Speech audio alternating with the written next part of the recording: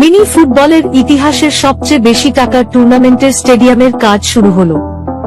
এই টুর্নামেন্টে প্রথম পুরস্কার 5 লক্ষ টাকা, দ্বিতীয় পুরস্কার 3,50,000 টাকা, তৃতীয় পুরস্কার 2,50,000 টাকা, চতুর্থ পুরস্কার 1,50,000 টাকা।